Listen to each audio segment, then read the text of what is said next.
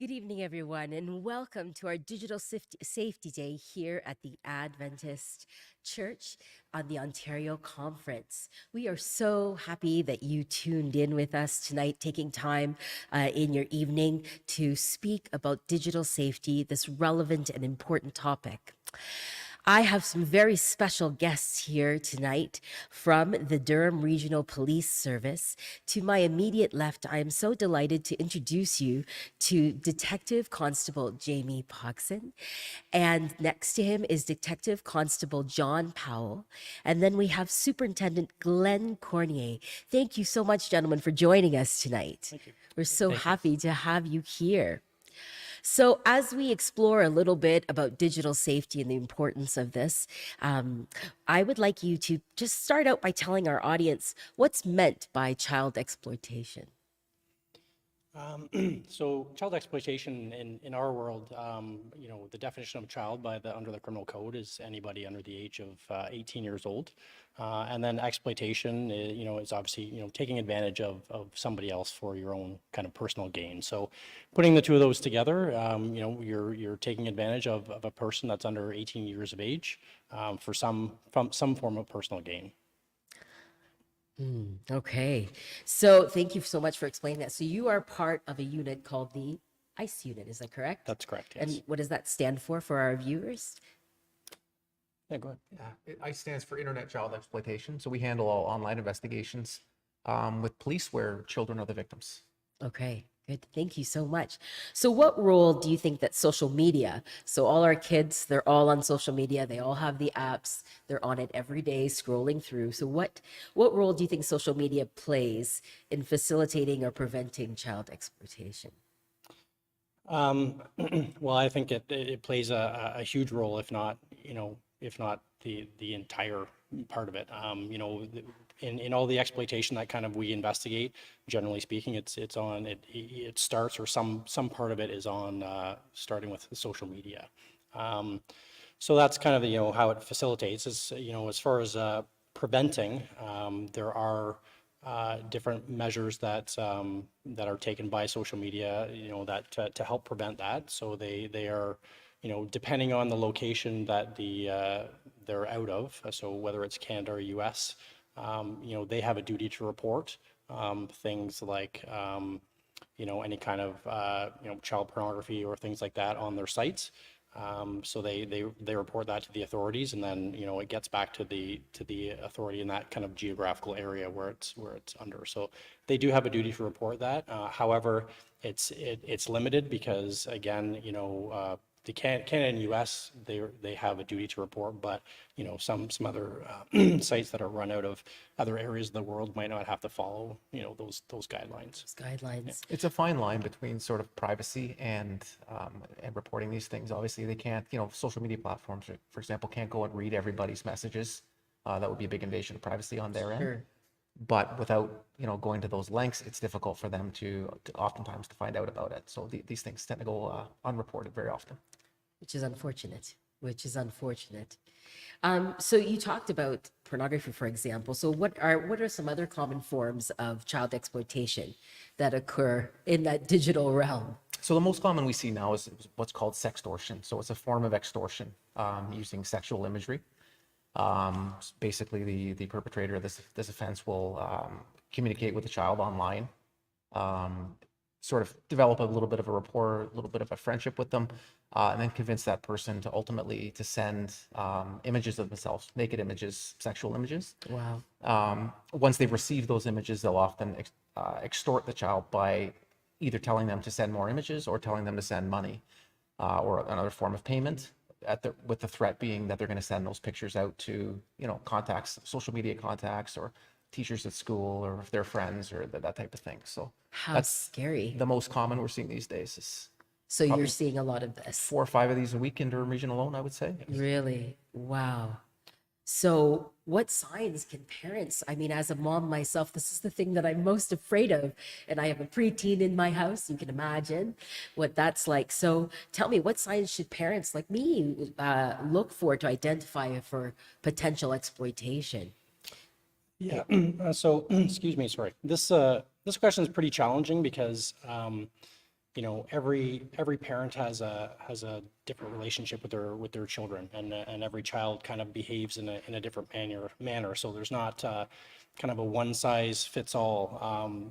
It's obviously just being observant, observing your child, observing their behavior, and a lot of times it's whatever their sort of baseline normal behavior is, you're looking for changes in that behavior. So, whether sometimes too, which seems a little bit strange, but if they have become a victim and they're kind of always online, suddenly they might not want to be online anymore. So you're looking for those changes, or the potential if they're online a little bit, but suddenly they're wanting to be online a lot more, kind of being obsessed with social media, that might be indicative of somebody having what they sort of portray as a boyfriend or girlfriend online, and potentially that they could be becoming victimized by that person. So again, it kind of is different for every person, but even things like changes in their physical or mental state,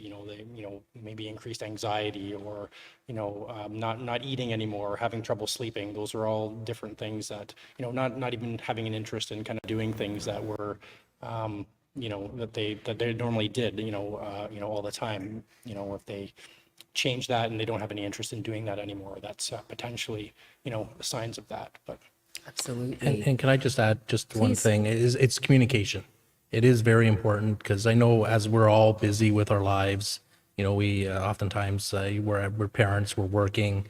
It is to communicate with our children. It is to talk to them about their use of social media. It is to talk about the dangers of social media, and that's why, again, I do want to thank you for having us here, because this is an opportunity for us to educate not only just the children who are often the victims of this, but the parents to have these difficult conversations. And sometimes, like Detective Constable Pogson was talking about, they're victimized with sextortion, or they're victimized with putting an inappropriate picture out onto the media, and they don't know who to report, who to kind of go to, and they don't want to get in trouble because they don't want to lose their social media access, because we all know children, Right. that's their livelihood, is their social media reaction, and in between that stuff. So Attached to their if device. anything, just to add to Detective Constable Pogson's point, it's communication. It is speaking to our children every day about the dangers and what are they doing online. Oftentimes it's just they go up to the room and it's easier just to not know what's going on. So it is talking and kind of to the point, being aware of anything that might be change in behaviors or anything else to that effect. But So that was one of the focus that we really wanted to hone in on here, digital parenting as well, and being super intentional and paying attention to what's happening with your child. And you did a good little segue to my next question, because we were just wondering, like, how do parents initiate these conversations? Because, preteens and teens, they can be a bit off-putting about this. And the moment that you start talking about, oh, mom, I don't want to talk about this. How can they initiate these kinds of conversations with their kids? Yeah, we always refer to, the internet. When we were growing up, your parents would tell you to stay out of a dark alley. Dark alleys where, bad people hung out and danger occurred, kind of thing. The internet nowadays is kind of the new dark alley. It's not to say that, everything on the internet is bad, but the potential for this predatory behavior exists there. So that's the reality, is the dark alley is now in your pocket on your phone. So keeping kids off of their phone nowadays is an Huge exercise in challenge. futility, right? It's difficult to do. They communicate with their friends that way. They keep in touch with people they, don't see very frequently, all those types of things. So we always just stress open communication. It's the fix all to all of this is to maintain an open relationship with your child. Superintendent Cornier said, just keeping that line of communication back and forth with your child so they feel comfortable coming to you if and when something untoward was to happen online. Ideally, that doesn't happen, but when it does, you want them to feel comfortable with that. So what we normally recommend to parents is just to get involved at kind of the early stages where you're asking the child about the apps they're using, and tell them to show you what the app's all about. And they love talking about this stuff, typically kids. Sure. So they'll happily show you anything that's on there, and get them to kind of navigate through the app that way. And that will make them likely feel a little more comfortable moving forward if something were to happen. Absolutely. So, for those of you who are just tuning in, we're talking about the importance of digital safety and digital parenting. And we have some officers here from the Durham Regional Police Service, and we're so happy that you're here. So, as we continue on, we're talking about families and how parents can talk to their kids. So, what strategies can parents use to educate their children about the risks of sharing personal information online? I'll just start that for a second. Just kind of a little bit, it ties into this question, but also kind of the one that we were just talking about there is people really need to actually start to become a little bit more comfortable with having awkward conversations, and starting them early. Like, kind of gone are the days, especially with, the internet and the dangers that are out there. Gone are the days where we can just sort of hide from this stuff and not talk about it. Like, people are being sextorted, people are being lured, young people are being, lured. And, these are all kind of, the different types of offenses, potentially they're gateways to even worse things, right? When you talk about, and I'm no expert in this, but talking about human trafficking and things like that, this is that, a lot of times that's how they start, right? So, getting a little bit more comfortable with talking about these types of situations with your kids. And again, like John said, starting these conversations early, because you're not going to, it's going to be tough sledding, I think, to, suddenly, have a 15-year-old daughter or son, and suddenly now you want to impart and have communications about stuff like this when you've never ever talked about it before. It's, it's going to be probably even more difficult to be doing that. So, as far as the strategy goes, I think you have a kind of a demonstration. Yeah, that if we we're want to gonna throw talk about. up Bring the up first the slide. slides. Yeah.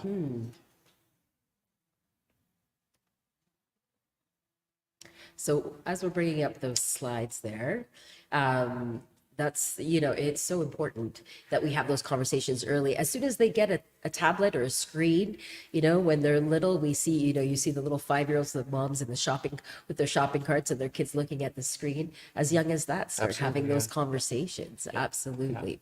So we were waiting on those slides there. As we wait on those, so resources that are available for parents to learn about online safety and child exploitation. Do we have any resources that you can? Yeah, so that's a slide. That's a slide too. I can start talking about that a little bit. We only have a slide just so it's a lot harder for people to write stuff down as I'm talking. I tend to talk a little bit fast at times, but the slide can kind of show that. But basically, there's a lot of resources online.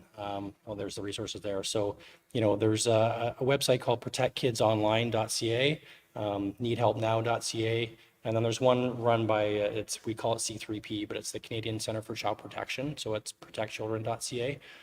These are all fantastic resources. I was on them, last week, just kind of, in preparation for this and really kind of going over, but they have all kinds of tabs and all kinds of things that you can read, a lot of content. It's a lot of stuff for parents on how to speak to your child who's in certain age ranges. I don't remember the exact ones, but say it's 5 to 8 or 5 to 10, and then 10 to 15, and it really sort of talks about all those things. Some signs which we talked about earlier. Things to look for and stuff. So these are fantastic resources for parents and for children as well. What to do if something happens, what to do if you think that your child is being a victim of something, if they've sent photos, how to try, which it's almost impossible, but to try and get those photos kind of scrubbed from the internet, things like that. So those are fantastic resources that parents can It is use. possible to remove something from the internet once it's up there. Difficult, but possible. Yeah, It is it's possible. At Okay. times. Yep. Well, that's encouraging. So thank you for that. I'm wondering if we're able to bring up those other slides now at this point that we can refer to. There we are. Yeah, so I'll be quick with this, but it's just a reminder of the data that we share. Sometimes unknowingly we share when we're sharing images, videos, and stuff online. So this is a photo here I took of my daughter on a family trip a couple of years back. And then I sent it to myself, and so I just took this with my cell phone camera like you would with any other picture, sent it via text message to myself. And you can take any picture, you can input it into an EXIF data reader, which is they're open websites basically, and you drag and drop a photo into it. And if you bring up the next slide, this is the information that's readily available. I don't know how visible that is, but it'll give you camera model number, it'll give you the date and time, obviously the photo was taken, but Wow. the bottom circle there is actually the GPS location of where that picture was taken. Wow. So not to scare anybody, and this was obviously a very public area where it was taken, but imagine, you know, this picture was taken in my daughter's bedroom or something, whoever receives this picture now knows, you know, where that photo was taken and consequently where this person lives. So just a reminder, most social media platforms, the big ones anyways, will scrub that data from it. So if you send it via Facebook or Instagram, that data won't follow it. But if you're sending via text message or email, that data will stick with it. So just a gentle reminder to people that unless you're absolutely certain who you're sending this to, that this kind of thing can happen. Do you mind repeating that again? So if you're sending it via? If you're sending it via text message, email, I can't speak to a lot of the other sort of smaller apps that are out there, but the big ones like Instagram and Facebook and Snapchat, they scrub that data. So if you were to input a photo like I did there, none of that information would show up. But if it's sent via text, via email, it will show up. It'll follow that image wherever it goes. Wow. Wow. And John, just to correct me, because I'm still learning all this stuff, can you turn location off? Yeah, so That's if you, also- okay. yeah, so within your camera settings, you can turn your location off so it won't capture that information. This is just an example of when everything's wide open for everybody to see what can follow it. Wow. But people have to know that too, right? In order to, you know, they have to know that they can, you know, can turn things off and to turn things off as well to, you know, to make sure that that stuff's not captured. I know it was flashed up just briefly there, the on, I think it's slide number 4, but so even if you know, have it's called metadata, you know, in the photo scrubbed, you know, you take a photo of yourself, and I mean, this one's pretty obvious, but you know, sometimes people are sending photos of their, you know, themselves in the bedroom. They don't realize that in the background they've got, you know, a logo from a school or that they go to, or some other kind of identifying feature. And you can, you know, take like this photo that's up there now. You know, I think that you did this one as the photo on the left. You know. Yeah, so I just took the photo on the left, which is obviously a university track runner, and plugged it into a reverse image search through Google, and then all her information came up on the right. Now she's a little more famous of a person, obviously. She's a somewhat famous athlete. Right. But like But Jamie still. was saying, school logos, sports teams, like minor league sports teams, that type of thing. If they capture that in an image and drag it into Google, it'll tell them what team that is often. It'll tell them what school that is. So it Wow. can be pretty invasive in terms of privacy rights. So. It is very eye-opening for our families. We're just going to take a little short break, but when we come back, we'll delve in a little more. Thank you, gentlemen. Thank you.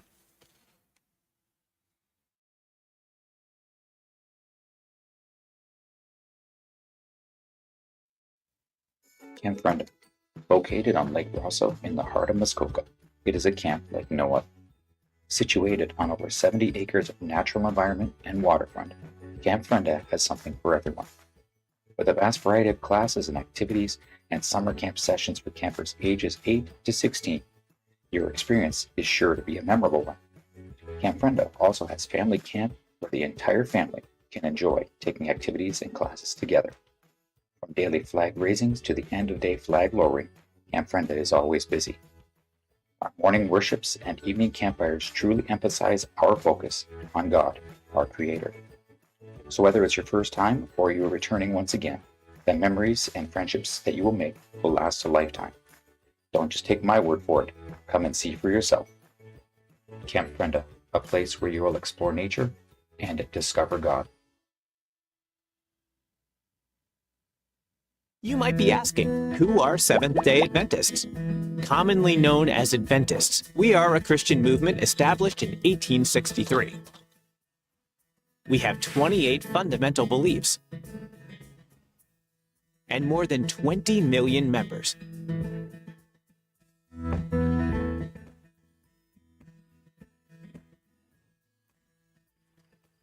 We also observe the seventh-day Sabbath.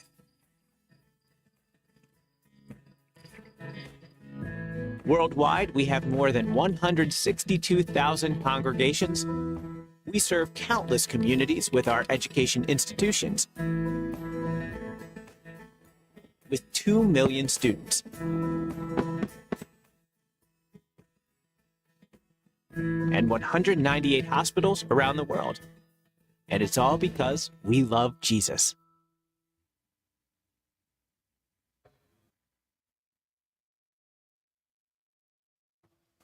Welcome back. If you're just tuning in, we've been talking about our Digital Safety Day here at the Ontario Conference, sponsored through the Children's Ministry Department.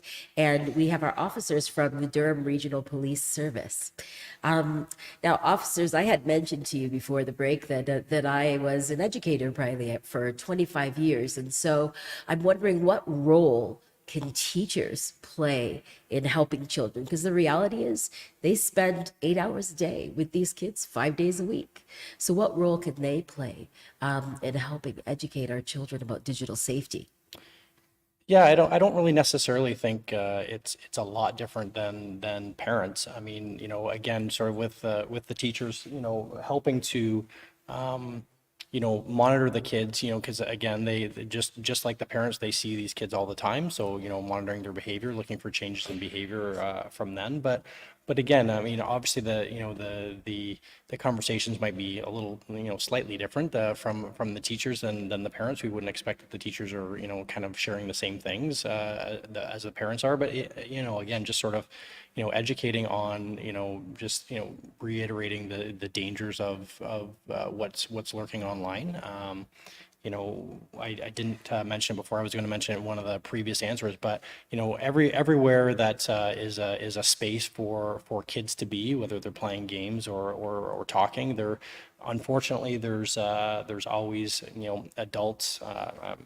It's not just males, but adult males or predators that are there looking to exploit kids in those spaces, right? So that's something that all people need to be aware of. There's people online that are posing as something that they're not, posing at an age, as an age that they're not, and looking to take advantage of people. So, even as far as educators go, it's just again reiterating that message that they need to really be aware of what they're doing online. Another area teachers would obviously have a little more insight would be bullying, online bullying. It's not something our unit does a lot of. Those are handled by different units, but obviously a lot of bullying will result from school friendships and that type of thing. So usually educators will be a little more in tune with that part of the kids' cyberbullying. lives. Cyberbullying, yes. Yeah, Yes. That is something, unfortunately, that's happening a lot it is. in schools. Yes. Yeah, and just to add just to their point there, it's just with teachers, they're with the children, sometimes 7-8 hours a day. That's They right. see kind of different in their personalities, sometimes maybe attendance. There could be different factors that might come in, just like Jamie was talking about for parents. But in reality, it's everyone's responsibility to ensure our children are safe. That could be peers, that could be friends, that could be siblings, it could be anyone who sees anyone kind of feeling this. And teachers are obviously one that have that, but it could be a bus driver, it could be anybody who has to speak up. And I think Jamie brought that up about it at the start there. It is important that you speak up.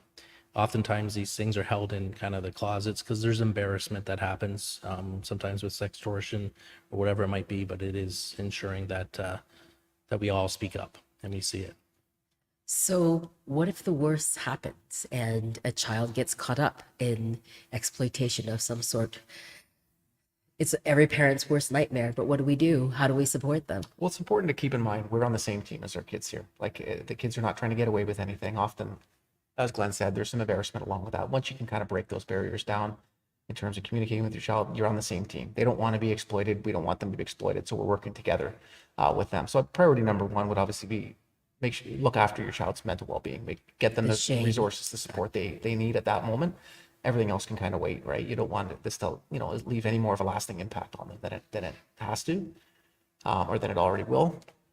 Beyond that, obviously, we typically recommend preservation of any kind of evidence, and then contact the police. I mean, in ideal world, they come directly to the police. We can examine data from phones, and we can usually begin an investigation from that point forward. Okay. So, what challenges do law enforcement agencies face in investigating and prosecuting online child exploitation cases? I'm assuming there are many challenges. Oh yeah, yeah. Well, there's, I mean, I mean, the technology that is constantly evolving, and now with with AI being a big thing, that's a huge, yeah, that's artificial intelligence. That's a huge problem for us, and the ease of which people can you know use that to kind of commit offenses is very difficult to fight against. Can you give me an example of that, Jamie? Like a Well, yes. I mean, a lot of we're seeing, in school age kids or even adults, the ease of which you can take a photo and take a completely legitimate photo of somebody from a social media account, and take the head off of that photo and put it on the body of somebody else, using AI is very easy. So, we think about kind of the worst examples that we're talking about, and you have a young person, young school-aged person, and they've taken the head of a photo of that person and removed the head from it and put it on a naked person, and then spread that around, right? It's not them, but I mean, that's being victimized of that, and people don't necessarily know that it's not the child, and so the child has to suffer through the embarrassment of that. So the ease of which that can be done through AI is problematic, obviously. For us, in the unit that we're in, we're a relatively small unit, but the sheer volume of cases is astronomical. I think last year we had around 550 cases, wow.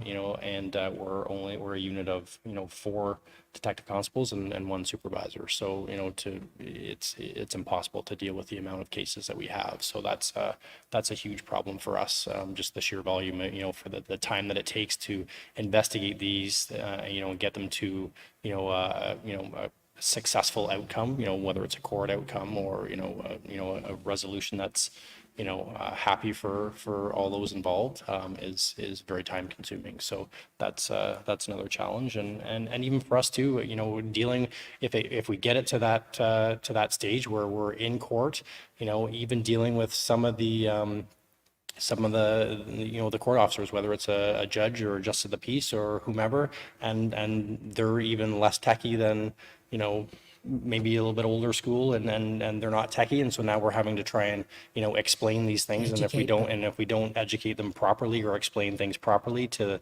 a point where they can understand, then they just we don't potentially, we're risking having not a good outcome in court because a judge doesn't understand what we're talking about, right? So that's potential, problematic as well. I mean, that's kind of like fading. We're not getting as many anymore, but that still is an issue for us in court. So. Also, the number of apps. I mean, the apps are constantly changing. The big ones on Instagram and Snapchat and Facebook are kind of the 3 big that people are using, but there's new apps popping up every day. So us familiarizing ourselves with a new app it can be difficult as well, right? Because it runs completely different than something we're used to. We first have to educate ourselves on the app before we can do an investigation, involving some offense that's taken place over that app. So that constantly changing landscape is a problem as well. That's the thing. It's constantly evolving, and the kids are almost ahead of us, aren't they? They They're always a step ahead of us. So trying to keep up with that is challenging. Yes. Yeah, and Jane. just to that point, these apps, some of them are built towards privacy. Like Snapchat, for example. One of my daughters have Snapchat, and you take the picture, and it's only there for a bit, and it's gone. Short time. Right? And these are things that these tech companies are creating that makes our job a lot more difficult. It also makes parenting more difficult because you're trying to ensure these, our children are safe. Going back to the AI, that is really honestly one of the biggest fears for policing, for children's safety, for everything. It is really out there, and to Jamie's point, it's that deep fake, where there's that picture on there, and it's coming. If we haven't seen just the tip of the iceberg, it is coming. I know Taylor Swift was a victim to it. These are things that are just going to happen to our children, and we got to be as prepared for it as best we can. And I think John mentioned it perfectly. It is support. And I'm not sure if we get into about the victim, we have a victim services unit that always are there to support these victims. And we got to make sure as parents that we're there to support and not victimize them again by going, why why did you do this, right? Because they're trying to learn themselves. So Another one too, actually, for the challenges too, is just the fact that the internet doesn't have any international borders, right? There's no borders to the internet. So a lot of times these, especially a lot of these sextortions that are happening, the people that are, the bad guys, the suspects that are doing this are well beyond our reach. They're over in, the Ivory Coast, or some other country kind of far out that we can't do anything about. So that's another huge problem, which leads to not having a great outcome for the victim and their families. Like sometimes they're looking for us for answers, and quite frankly we don't have answers in that case, right? So that's challenging too. So that just reinforces the importance of preventive measures and parents educating their children and having leaning into those difficult conversations with your preteens, with your teens, with your little ones, and having that conversation and getting familiar with technology together, being comfortable, and show me your phone, what's going on with you. So which can be tricky in a family situation, but it can be life-saving, right? Well, and exactly, and we're giving these devices to children of all ages, and really are opening up the world to them. You're able to, do a internet search. You're able to communicate with someone in Australia. We just have opened up the world, and that requires a lot more due diligence on parents and also caregivers to ensure that they're safe. But that's the pros and cons of the internet. Unfortunately, yes. So what steps can parents take to report suspected cases of child exploitation if this should happen to the authorities? What would be the steps that they would follow? So typically the first step is to report it to the app. If there's something happening on Snapchat or Facebook or Instagram or any of the big apps, we'll often have a report feature built right into it. That'll kind of get the ball rolling and often kind of stop the communication that's going on. That would be my next suggestion, would be to encourage your child to stop the communication. Often, if we take it back to the sextortion example we used, they'll make demands for money or more images with the threat of they're going to send these pictures out to your family members or something like that. Yeah. They're going to send them anyways. If that's their plan, we see it all the time where somebody will go out and buy a gift card and send this person a gift card. And then the person will demand a bigger gift card. And then the person will demand an even bigger gift card. It's not going to stop. The only solution at that point is to just cease communication, stop communicating at all. And then the third step would be report to the police, capture and hold on to any evidence you've got, digital evidence on your phone, and report to the police, and then we'll begin an investigation at that point. Okay. Thank you so much. We're going to take a little break, and we'll come back again with our Durham Regional Police Service officers as we talk about digital safety.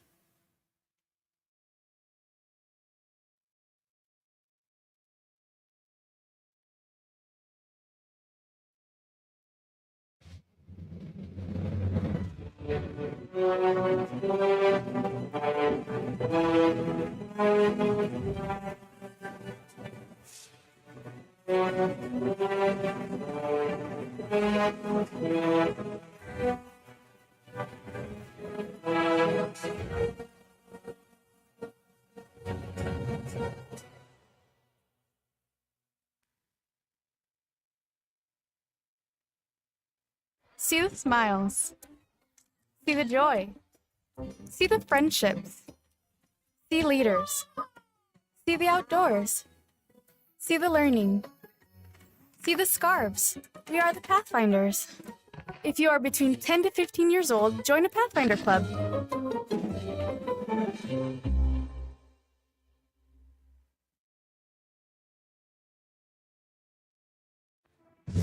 Pathfinders, get ready for the biggest international camporee ever. Join 55,000 Pathfinders in an all-new location in Wyoming.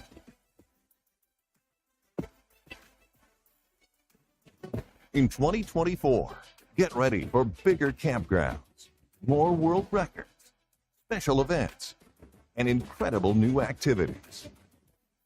Join Pathfinders from all over the world and participate in daily parades, trade pins, earn honors, witness inspiring live evening programs featuring the story of Moses, and most of all, grow closer to Jesus Christ.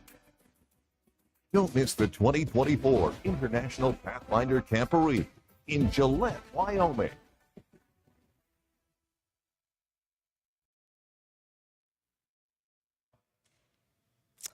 Welcome back. We are talking with officers from the Durham Regional Police Service, and we're talking about digital safety and digital parenting. So, we've been going over some questions, and now we're going to go to our audience who's been watching live, who have been asking some questions to you, officers here. So, let's go to our questions. All right. So if we could just scroll up for a moment, I'm not able to see the questions there. So what monitoring capability does the Durham Regional Police Service have for Snapchat and WhatsApp in terms of combating sextortion? Well, I can answer that with one word, and it's none. We don't monitor, those are all third-party apps, both third-party apps. We don't monitor any of the communications that happen on those apps. We are usually coming to the investigation after the fact, once something's already taken place. So there's no live monitoring, there's no reading of messages that we're doing on any of those, any apps, period, but those apps specifically, in order to combat that. So we're a little late to the party, unfortunately, with a lot of these investigations. Okay. Are there any apps that you recommend that are safer than others for kids to be using? That's a hard one to answer, a loaded question. But... I mean, Snapchat is a safe app. It makes our job difficult, but the fact that, often you can set your messages or your images to delete after a certain period of time, and when they're gone, they're gone. That person, doesn't have them in their Snapchat either. The recipient of the messages, I mean. So as far as apps go, I would say that that's probably one of the safest. Yeah, sorry. I think a lot of it is how they're used, right? Like I think quite frankly, and it's tough to say this because in this day and age with people wanting to do things for likes and how many followers or friends they have.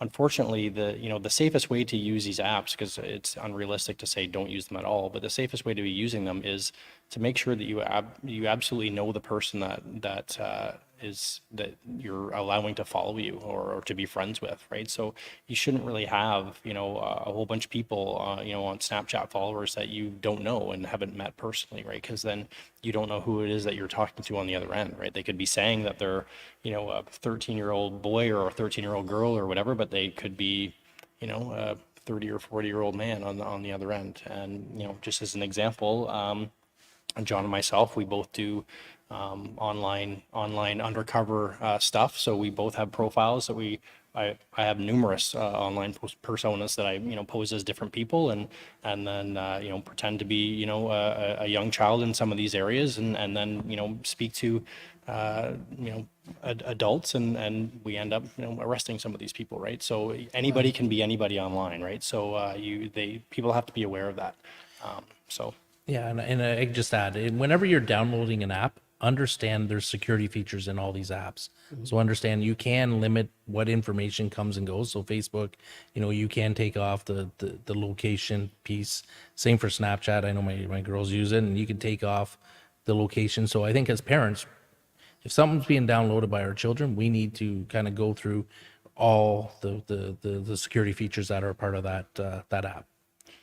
Absolutely. Just actually, sorry, I'm just going to say one more thing about that. As far as the safety, I can tell you the flip side of things, and probably one of the worst apps. Do you want to talk about that one? Because that's your favorite one to talk about. Yeah, it's a website. I think it's been shut down now, but there are other ones. There are other ones very similar. It's called Omegle. It's a video chat site where their slogan is "Chat with strangers," and it's an app or a website where it just randomly will pair you via video cam with a random stranger anywhere in the world. And this is popular.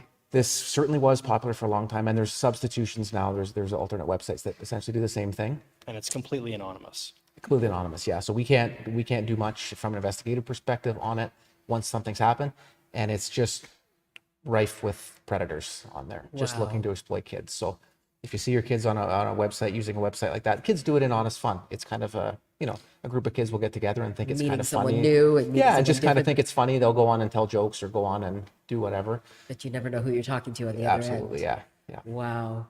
All right. Let's see if we have any more questions from our audience. And if you are just tuning in, we are talking about digital safety and digital parenting. And so we are speaking with officers from the Durham Regional Police Service. And we're just looking at our comments here on our YouTube page. Thank you so much for everyone who is sharing their ideas and their questions here and commenting. We see lots of comments there. I'm wondering if we can scroll up and we can see any other new questions that might be there. So here we go. How Deborah Weber is saying, how good is parental locks on certain websites? Do they have parental locking on websites? So your parental lock typically will be associated to your web browser. They're good in order, especially like a website like Omegle, like I was talking about, or those types of things. You can input, you can input those and make sure that your kids are not using them. Essentially, block them. But as Jamie said earlier, it's all how these apps are being used.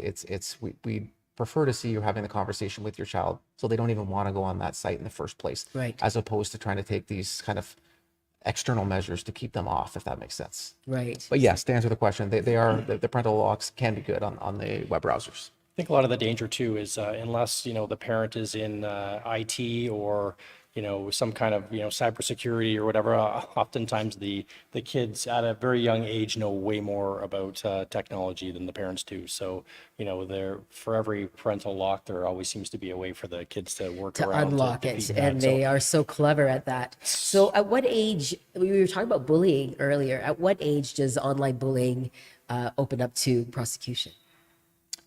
Oh, sorry, go ahead. yeah, really any age, we can't really be charging anybody under the age of 12. So, the age of 12 you could be. The age of 12. Generally speaking, not to say that, every case is different, not to say that we never would. But generally speaking, we try and educate even the people that are doing the bullying at that stage, getting the police involved and having conversations with the bully, for lack of a better word, trying to go that route first, prior to, the last thing we have to obviously take the victim, and their them into consideration as well, and the victim's family, but we don't really want to be, doing criminal charges against somebody that's, 12, 13, 14 years old. Yeah, Not to say underage. that it's never done, but yeah. So Michael Reed has texted in and said parents should consider having boundaries for their children and teach their children to have healthy boundaries as well. So that is a great comment, the importance of establishing those boundaries there, especially with online digital safety. We had another comment about scrubbing your child's data if there's a problem. How do we do that? So as far as the scrubbing goes for again, to kind of go back to that, it's very, very challenging to get them completely scrubbed. So there is it's called Project Arachnid, which is a free project that's, it's done by funding, like charitable funding, and basically they take what's called, this is kind of getting a little bit technical, but basically every photograph or every video or every file basically that's on the computer has a digital fingerprint. And they're all essentially, for, argument's sake, but they're all, each one is unique to every file. So they take, and it's called a hash value. So every file has a hash value. That's the fingerprint for it. And so what they would do is they would take that hash value and they have basically scrubbers that go kind of through the internet. They will find a photo or the video that has that particular hash value, and then they will send letters to that website or social media or whatever to essentially cease and desist, take that photo down. They'll say it's, it's child pornography or it's an intimate image. And now again, depending on where the website is run out of or the social media is run out of, they may or may not listen to that letter. So, again, it's very, very challenging to get them completely scrubbed. Plus, that's just on websites. If people have sent a photo to somebody and they're not uploading it to a website, they still have it in the digital world, so they can pass it around. So, again, sort of that preventative is much better, because it is like almost impossible to get it completely scrubbed. out there. But again, going back to, cybertip.ca, some of the supports that we provided have information on how to, get those photos scrubbed through Project Arachnid. But It's so hard because they're hiding behind a screen, aren't they? So it's just getting to that is so difficult. So we have another question in terms of what happens when a hacker takes over like a WhatsApp, for example. WhatsApp is super, used and popular. What information on their phone can they access? Is that something that you can speak to? That would be more cyber. We have a cybercrime unit as well that would look into more kind of the hacking cases. WhatsApp is it's owned by Meta, which is owned by Facebook, or the Facebook parent company. It's an end-to-end encrypted messaging app, so it technically should be about as secure as possible.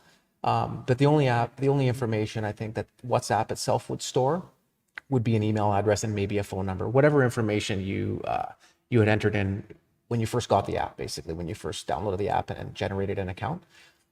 It doesn't ask for driver's license or credit card information, anything like that on WhatsApp. Some of the other apps could, but not. But that one, I think you should be pretty safe if somebody were to hack into it. To hack into it. All right. Well, that's good to know because WhatsApp is super popular among adults as well as youth. So we're getting another message that says, what if I'm a kid and I don't want to talk to my parents, but I'm in trouble? And that's probably often the case, right? The embarrassment factor, the shame, because they knew they weren't supposed to be doing it in the first place. And now they're in this predicament. What would you say to that child?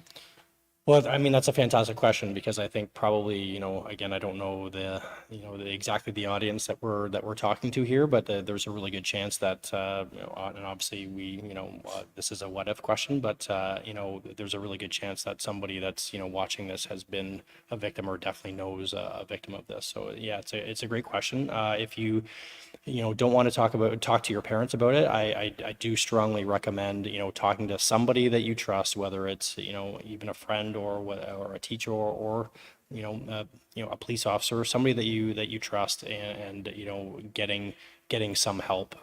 There is help out there.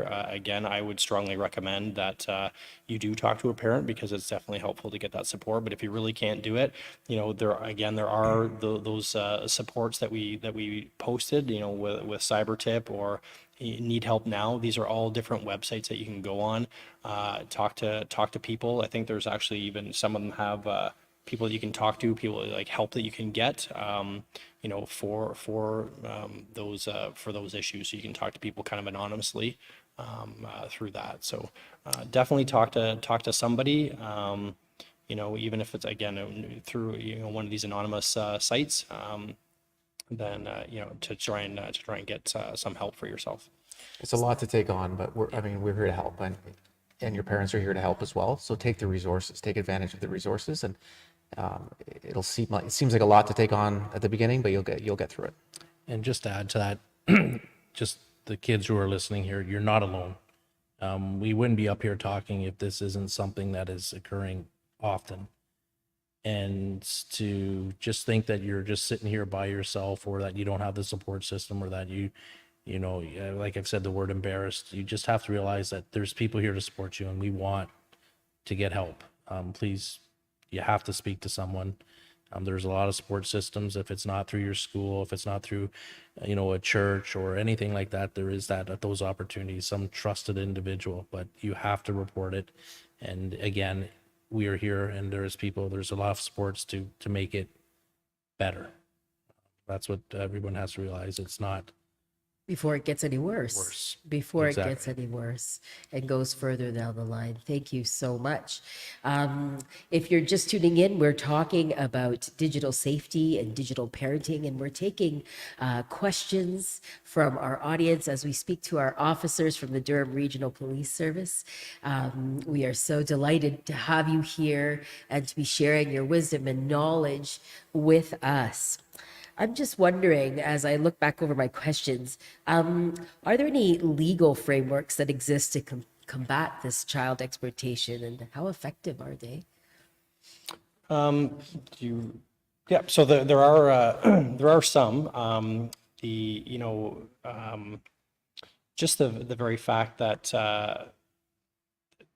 the websites having to report or social media having to report any kind of online, like child pornography online, their duty to do that is a legal framework that was put in place. Again, that's only limited because it's only for the countries that actually have that. So I definitely know that Canada, and I definitely know U.S. does. So that's a legal framework that was put in place. Even just things like I mentioned briefly about the online, undercover online stuff that we do, that John and I do. Again, that's part of a legal framework where we're allowed to do that. It's not an entrapment thing. As long as we do it properly, it's not an entrapment thing. So that's again something that has been ruled by the courts to be allowed. So that's another framework that was put in place to kind of to combat things like that. So there are things that are out there that the courts have deemed is okay for us to do, and has helped along the way. But again, I talked about some of the challenges with the whole court process in itself. We also actually have, sorry to backtrack, we also have pretty decent sentences actually for in Canada for this type of stuff. Probably not what people would like to see, but still we're a lot better than some countries for our sentences. It's deemed to be pretty serious. It is being taken pretty seriously in the court's eyes. So again, that's something that was kind of put in place for that. So there are things but it's still there are comes with challenges as well. Again, like I was talking to about just the technology and the technical aspect that we have to sort of describe in court is challenging. Jamie also mentioned a couple of times luring offenses. Canada's made the luring a criminal offense. Luring is essentially an online grooming process, Right. a grooming Luring process them that in. a sex offender would use against a child online. Right. So they've criminalized that part of the kind of relationship, that we'll call it, between the offender and the child. So kind of gets us a little bit ahead of the game in that sense, where the talking to the child on its own can be an offense. You don't have to wait for something, more terrible to happen. That communication is an offense as well. And just to add, just from a DRPS perspective, one of the things that Jamie and John do is that they work with multi-jurisdictional. So it's not just a Durham issue, and obviously we know the internet's not. They're working with the GTA services. They're working in Toronto. They're working with Peel. They're working with York, OPP. They're working provincially with Quebec, with Alberta. They're working nationally with Europe, and it is the partnerships that these two have been able to build that allows the predators to be caught. So that's kind of the legal aspect that they're working on. They don't just work in the borders of Durham region. This is a worldwide issue that they're combating with the partnerships that we're getting. And again, I will reiterate one more time, thank you so much for this opportunity, because it's the community outreach too that will also help to combat this. We can't, as just through enforcement, it won't just work. We need to have community outreach. We need to have these partnerships. We need to have these technology companies. We need to have so many people working on it to protect our children, our most valuable resource. It takes a village, doesn't it? It really does take a village. Gentlemen, I want to thank you so much for spending some time with us tonight, for sharing your wisdom on this such an important, vital subject that we are covering of digital safety and digital parenting. We really appreciate you taking the time to come out this evening, and also to tell you that we really appreciate the work that you're doing every single day. I can't imagine that is very easy to go in and to see these things every day, especially going undercover. And yet you're there every day serving our community, and we are so thankful and blessed to have you. I also want to thank everyone who came out tonight, took a little time to tune in. Friends, we do want to keep reiterating that if you need help, if you have questions, go to your local police department, reach out to those, and don't be afraid to ask for help and ask those questions. There's no shame in it, and we are here working together as a community. Please remember that you can stay connected, but also please stay safe. Thank you for tuning in.